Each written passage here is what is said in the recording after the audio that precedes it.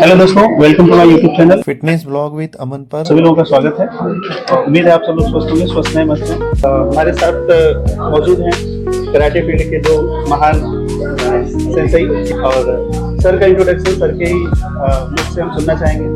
तो सबसे पहले सर जी क्यों नहीं अमन जी, मैं Shobhnath Patel, black belt fifth WTS के और WTS के अब उत्तर प्रदेश का मैं रिप्रेजेंटेटिव हूँ। यहाँ पे you traditional karate do academy का जनरल सेक्रेटरी हूँ और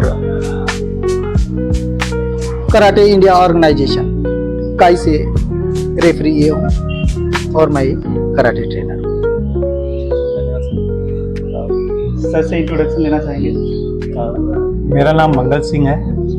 मैं youth traditional सोतोकान karate do academy का अध्यक्ष हूँ और नेशनल है वो फिफ्थ ब्लैक बेल्ट की है और मैं अपने डोजो में बच्चों को प्रशिक्षण का काम देखता हूँ। धन्यवाद सर। तो सर के सेक्शन में मैं भी इसी क्लब से ब्लैक बेल्ट हूँ, तो इसके लिए आप धन्यवाद के पात्र हैं। दोस्तों आज इंटर डोजो चैंपियनशिप 2026 21 जनवरी को था। तो ये हमारे कराटे क्लब के सर, सीनियर सर लोग खड़े हैं। मैं कुछ क्वेश्चन करना चाहता हूँ सब लोगों से, तो सर स्टार्ट किया जाए। जी बिल्कुल बिल्कुल अमन जी। फर्स्ट क्वेश्चन है sir, inter dojo karate championship का मेन पर्पज क्या था? देखिए, कराटे स्पर्धा में ये सबसे छोटी इकाई टूर्नामेंट की होती है। इस आयोजन का मुख्यतः एक ही मतलब था कि जो नए हमारे प्लेयर हैं, नए स्टूडेंट हैं, कराटेका हैं, उनको एक बेहतर अनुभव हम लोग दे सकें। क्योंकि अक्सर ऐसा देखा गया है कि डोजो में बच्चे बहुत अच्छा प्रैक्टिस करते हैं, बहुत ही टेक्निकल चीज़ें जानते हैं, लेकिन जैसे ही उनको एक अच्छे प्लेटफॉर्म पे परफॉर्म करना होता है तो नर्वस हो जाते हैं। उसका मुख्यतः वजह ये होता है कि वो बच्चे वैसे सिचुएशन को कभी फेस नहीं किए रहे होते हैं और अचानक से उस सेटअप पे जाके साइकोलॉजिकल प्रेशर उनका बढ़ जाता है, क्योंकि हैबिट नहीं रहती। तो ऐसे प्लेयर को निखारने के लिए इस टाइप के छोटे अभ्यास आयोजन किए जाते हैं कि ये आपस के जितने भी ब्रांचेस चलते हैं, डोजो चलते हैं, उन्हीं को इंटर डोजो, नाम से ही स्पष्ट है इंटर डोजो, कि जितने भी डोजो एकेडमी के चल रहे हैं उन्हीं के बच्चों को एक अभ्यास टूर्नामेंट करा के फाइट कैसे होती है, फाइट में किन चीजों का सामना करना पड़ सकता है, उसका अभ्यास कराया जाए। ठीक है, मेरा दूसरा प्रश्न है मंगल सर से। सर, ऐसे टूर्नामेंट स्टूडेंट के कॉन्फिडेंस पर क्या इम्पैक्ट डालते हैं? जैसा कि आपने अभी देखा कि इंटर डोजो चैंपियनशिप में जो बच्चे पार्टिसिपेट करते हैं उनका कॉन्फिडेंस लेवल जैसे ही वो जीतते हैं उनका बढ़ जाता है। और वो आने वाले अपने अदर टूर्नामेंट जो हाई टूर्नामेंट है उसमें वो एक नर्वस की जगह वो अच्छे अपने परफॉर्मेंस को निखारते हैं और आगे बढ़ते हैं। धन्यवाद सर। सर थर्ड क्वेश्चन है सर, बिगनर्स को आज के टूर्नामेंट से क्या सीखना चाहिए? जो बिगनर्स हैं, जो अभी स्टार्टिंग करें कराटे, उसको अगर वो पार्टिसिपेट किए हों इस टूर्नामेंट में। जी, जैसा कि मैंने बताया अभी कि इस टाइप के आयोजन जो होते हैं, जो कराटे के नए प्लेयर होते हैं, उनका कॉन्फिडेंस लेवल बढ़ाने के लिए ही होता है। तो जो विनर हुए हैं, निश्चित तौर पे जिन्होंने गोल्ड मेडल जीता है, उनका कॉन्फिडेंस लेवल हाई होगा। लेकिन किसी भी स्पोर्ट्स में आपका सिर्फ कॉन्फिडेंस लेवल हाई रहे और आप उसका अभ्यास करना बंद कर दें तो आप अच्छा आगे कर पाएं, इसकी संभावनाएं बहुत ही कम रहती हैं। तो जो विनर हैं उनका कॉन्फिडेंस लेवल बढ़ा होगा, निश्चित तौर पे उनका अभ्यास हुआ होगा कि कैसे फेस करना है फाइट को या ओपोनेंट को। तो आज के जो विनर हुए उनके लिए तो मैं यही कहूँगा कि आपका कॉन्फिडेंस लेवल बढ़ा है, तो इसी कॉन्फिडेंस लेवल को बढ़ाए रखने के लिए आपको नित्य प्रतिदिन अनुशासित होके अभ्यास करना बहुत जरूरी है, प्रैक्टिस करना बहुत जरूरी है। कोई भी गेम हो, अभी तो सिर्फ कराटे की बात नहीं है, कोई भी गेम हो, बिना अभ्यास के, बिना निरंतरता के आप उसमें ज्यादा दिन तक बहुत अच्छा नहीं कर सकते।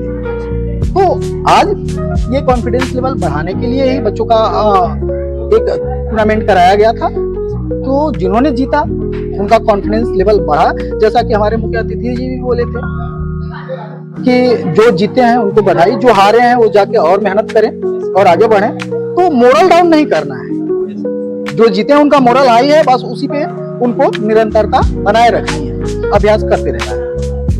धन्यवाद सर। नेक्स्ट क्वेश्चन है कि पेरेंट्स अपने बच्चों को कराटे में कैसे सपोर्ट कर सकते हैं आगे?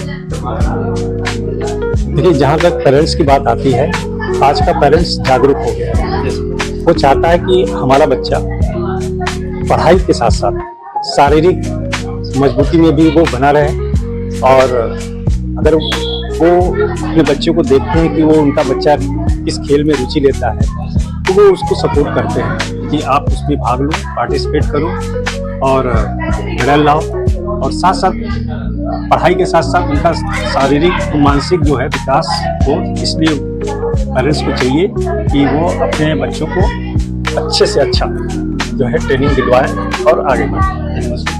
सर अगला क्वेश्चन है कि कराटे बच्चों के कैरियर और पर्सनालिटी पर कैसा इम्पैक्ट डालता है? देखिए, निश्चित तौर पे कराटे एक अनुशासित गेम है। जैसा कि आज आपने देखा इस टूर्नामेंट में, ये स्पोर्ट्स कराटे है। कराटे का जो बेस है वो ट्रेडिशनल कराटे है, जिससे सेल्फ डिफेंस सिखाया जाता है। और अगर आप सेल्फ कॉन्फिडेंट हो जाते हैं ऐसी विद्या को सीख के, तो निश्चित तौर पे आपका मनोबल बढ़ता है।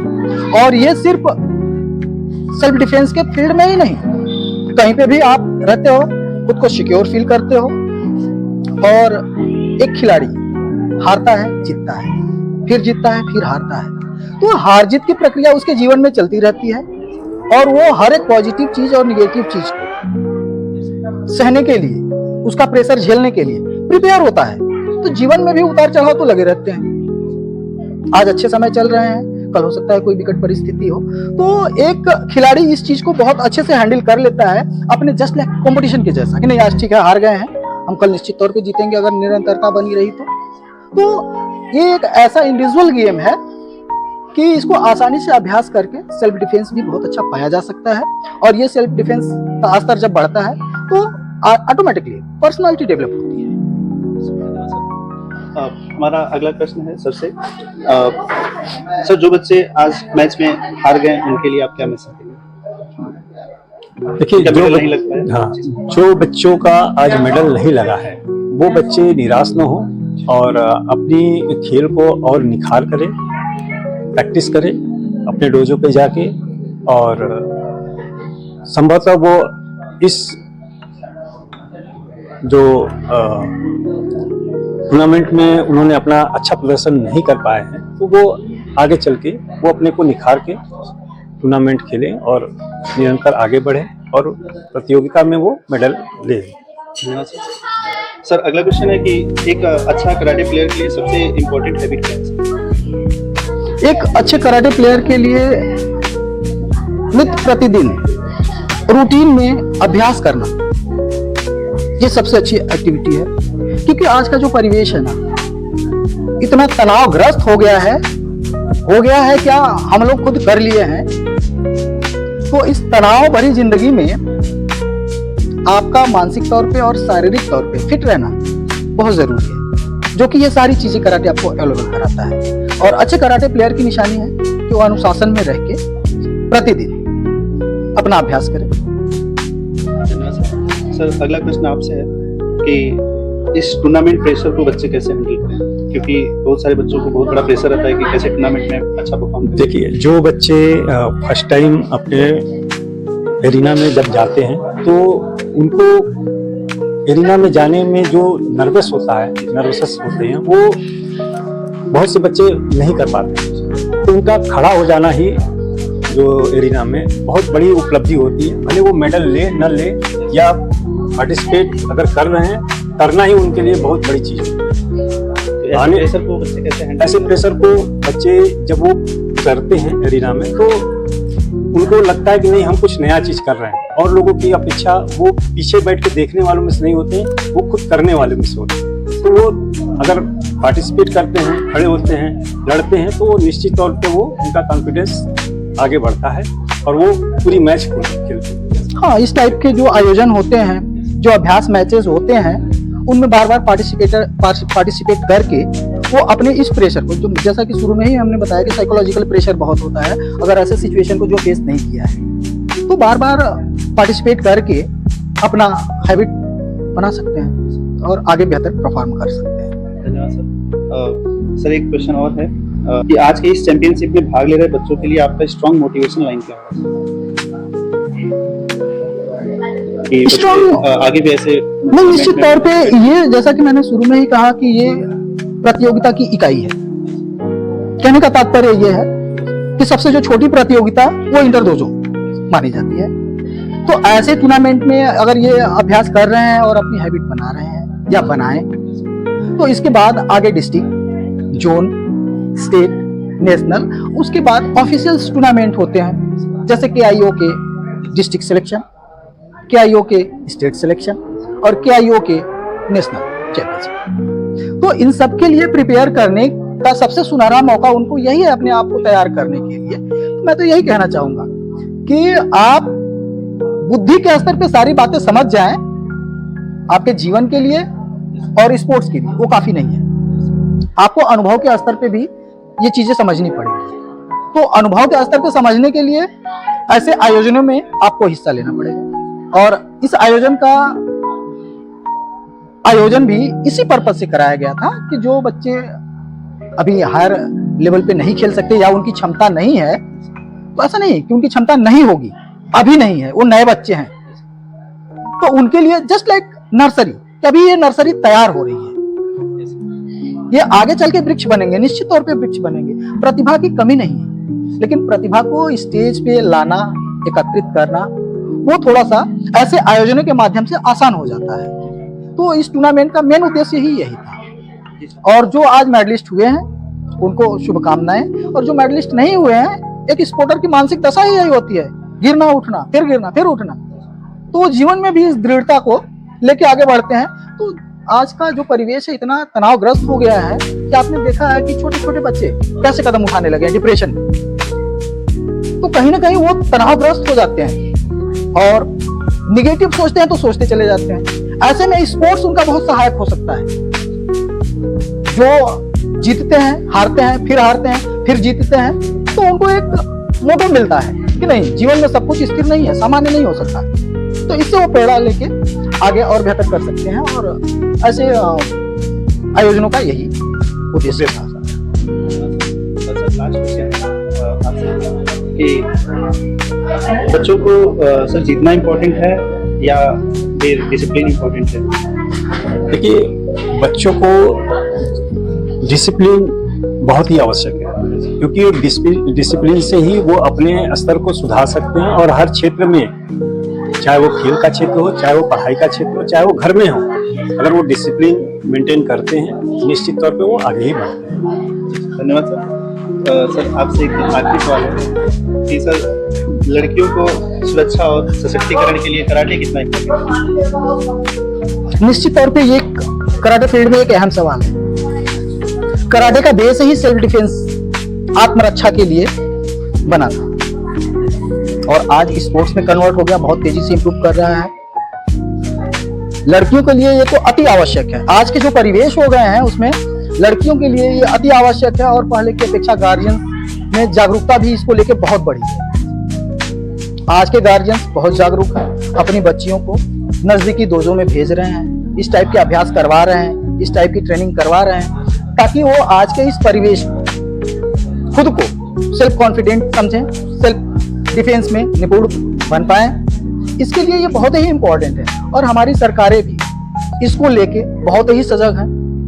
उन्होंने भी इसको लेके कई योजनाएं चलाई हैं, जिसके अंतर्गत प्रतिवर्ष बहुत सारे स्कूलों के माध्यम से लड़कियों को सेल्फ डिफेंस की ट्रेनिंग दी जाती है। आपने सुना होगा कि यहाँ कैंप लगा, सेल्फ डिफेंस की ट्रेनिंग दी गई। आपने ये नहीं सुना होगा कि यहाँ स्पोर्ट्स की ट्रेनिंग दी गई, क्योंकि वो सेल्फ डिफेंस के लिए होता है प्रॉपर, जहाँ पे जो चलता है। मैंने बोला कि निरंतरता बहुत जरूरी है खिलाड़ी के लिए। सेल्फ डिफेंस के लिए आपको आर्ट के कुछ हिस्से भी जान गए तो आप सेल्फ डिफेंस बेहतर कर सकते हैं, लेकिन खिलाड़ी के लिए निरंतरता, प्रैक्टिस कंटिन्यू रखना बहुत जरूरी है। तो गर्ल्स के लिए बहुत इंपॉर्टेंट चीज है। मेरा तो ऐसा सुझाव है, आग्रह है उन सभी पेरेंट्स को कि वो अपनी बच्चियों को नजदीकी जो भी डोजो हैं, जो भी कराटे क्लब हैं, निश्चित तौर पे प्रैक्टिस करवाएं, भेजें। इससे उनको सेल्फ डिफेंस सीखने में और सेल्फ डिफेंडेड फील होने में बहुत ही आसानी होगी, सहूलियत होगी। जब वो इस कला को विधिवत सीख जाएंगे तो वो कहीं पे भी अपने आप को असहाय, असुरक्षित महसूस नहीं करेंगी। और जैसा कि आपने देखा है कि बहुत सारी गर्ल्स ऐसी हैं बनारस से ही जो आज कराटे के बूते ही सरकारी जॉब में हैं, और वो बहुत सारी गर्ल्स ऐसी हैं जो ट्रेनर हैं, टीचर हैं। तो कहीं ना कहीं सबसे पहले उनके गार्जियंस ने उनको बढ़ावा दिया, प्रोत्साहन किया। तो ऐसा नहीं है, अब आज के गार्जियन भी इसको लेके बहुत सजग हो गए हैं, वो भी प्रोत्साहन दे रहे हैं। बस ये है कि थोड़ा एक लाइन पीछे हैं, बट जब जागे तभी सवेरा। और जीवन में सबसे इंपॉर्टेंट चीज है खुद का है, और ये बखूबी कराटे प्रोवाइड कराता है। सर एक मैसेज उन गार्जियंस के लिए भी जो अपने बच्चों को कराटे में आने से रोकते हैं या बोलते हैं कि नहीं ये सही चीज नहीं है, थोड़ा उनके लिए क्या मैसेज आएगा?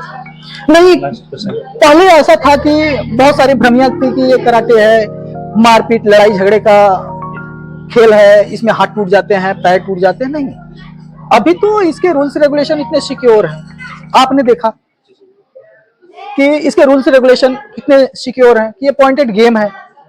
सेल्फ डिफेंस सीखना है तो भी आपको सीखना है। पर डे आपको जंगल से गुजरना तो है नहीं कि भालू शेर से लड़ना है या वैसी स्थिति परिस्थिति में रहनी है। लेकिन अगर आप ये सारी कलाएं जानते हैं तो आप अपने आप को सेल्फ डिपेंडेंट महसूस करते हैं। मेरा आग्रह है उन अभिभावकों से जो ऐसा सोचते हैं कि नहीं सीखना चाहिए, लड़कियों को घर से बाहर नहीं निकलना चाहिए। भाई अब ये 21वीं सदी है, लड़कियां एयरफोर्स में प्लेन उड़ा रही हैं, लड़कियां बॉर्डर पे अपने जवानों के साथ कंधा से कंधा मिलाकर बॉर्डर की सुरक्षा कर रही हैं। फिर हम आप इस सिक्योर एरिया में क्यों उनको इतना असहज महसूस करवाने की कोशिश कर रहे हैं? नहीं, निश्चित तौर पे उनको अब इस विचार से बाहर निकलना चाहिए और उनको अपने इच्छा अनुसार अपने बच्चियों को सिर्फ कराटे की ही बात मैं नहीं कर रहा, उनका जहां पे भी इंटरेस्ट हो, जिस गेम में भी इंटरेस्ट हो, निश्चित तौर पे उनको अपने कैरियर तलाशने के लिए प्रेरित करना चाहिए। धन्यवाद सर।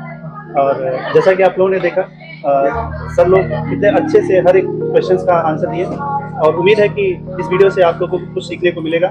और ठीक है, मिलते हैं नेक्स्ट वीडियो में, तब तक के लिए धन्यवाद। जय हिंद, जय भारत।